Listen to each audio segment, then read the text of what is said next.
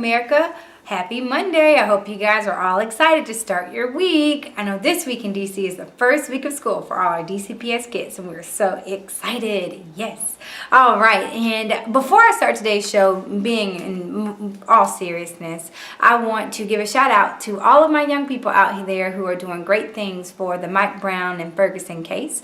I know it's a very big deal, and I'm just so proud to see that we're all uniting together to stand up for the injustices that we will no longer tolerate. So let's keep the hope alive. Let's keep on fighting until we're able to see the justice that we want to see. My name is Jasmin Jones, and I'm here with the weekly address to young Americans. This show is sponsored by an organization called YOU, which stands for Young, Organized, and United. All right, so today's show is about the quarter life crisis. We all know it's real. Good Lord Jesus, we do. And this is one of the biggest things, no matter who you are, what you're dealing with, we all kind of face at some point in time. So to explain or define what the quarter life crisis is, it's kind of in your mid-20s when you are truly experiencing a life transition. And it is a very confusing, I don't really know what I'm doing, kind of stuck feeling place where you don't know whether to move left or right, up or down. You don't know if you're in the right spot. You just don't know. And so it causes you to think a lot of things, feel a lot of things, and you really just have to try and get through it.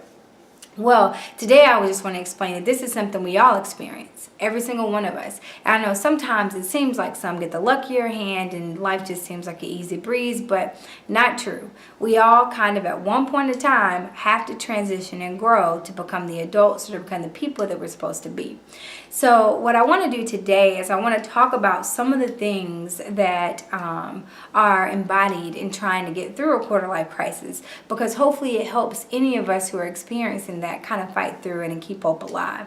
So the very first thing I want to talk about is accepting the transition.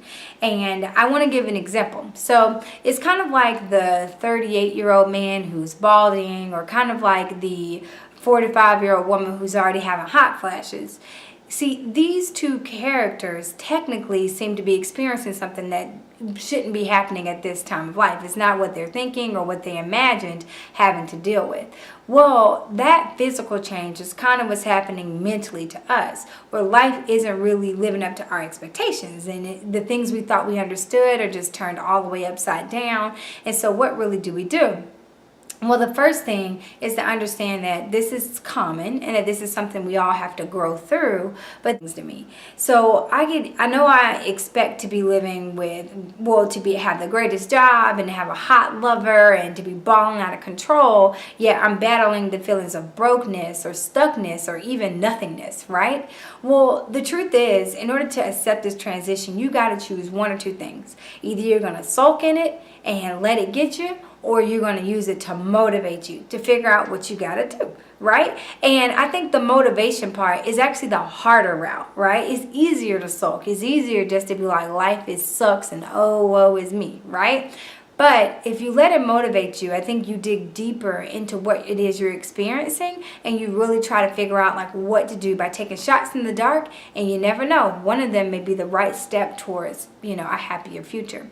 So I think the first thing is accepting that it is a transition and fighting against sulking in it and letting it motivate you to do something bigger and better. All right, so step number 2, which is very important for a lot of us, is let go of the past. I know that a lot of people, even myself, we think about what was and what was great and who I used to be. All those things we do to make ourselves feel better about what we're experiencing.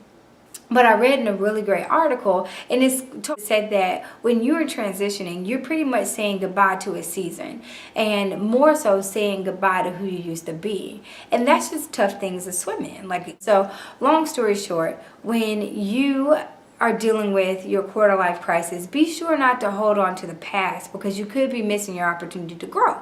And one way that you could try to combat this is figure out what right now is working for you. Write it down, hone in on it, and say, what is it? Because one of those few things that are working right for you might actually be the step that takes you and unlocks you to being who you're supposed to be. So that's my second piece of advice.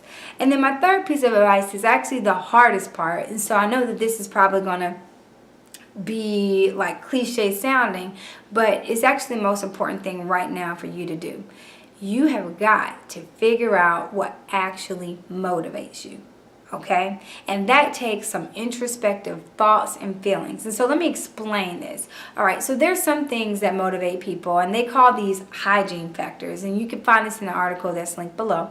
But hygiene factors are things that are simple, like money, status, all of those great things. And that's fine. But what we're really looking for is what truly motivates you. Like what actually makes you internally happy no matter how much anybody paid you to do it. You know, what actually makes you want to get up every day and smile and wave at people and do the job. And it doesn't feel like something that weighs heavy on you. And I want to bust the bubble and say, I'm not saying that there's some sublime job that, you can have and you'll never have issues or never face any sad days or hard days. No. But I can speak from my own experience that when you are in a job where you feel like you're contributing, where you feel like you have you're shouldering some responsibility that's good for you, and it makes you feel good. It makes you feel like you're doing something, and you don't mind doing it. That's the other thing. I believe that is what I'm talking about when it comes to being motivated and a great job for you or a great experience for you. So hopefully this makes a little sense, but you do have to begin to think critically about what makes you happy and build on that. Try and figure out where it's supposed to lead you, because that is truly what you want to do. So I think overall, when it comes to your quarter life crisis, just know that it's a transition in life that we all deal with and that you're okay. And don't get scared. Don't run. Just try to figure out by locking down, thinking hard, trying small things to help you figure out where that next step is going to be. But you can do this. All right, so hopefully this has helped. Please check out the articles below. Hopefully they help you as well. Thank you so much, and I'll see you next week. Bye-bye. Do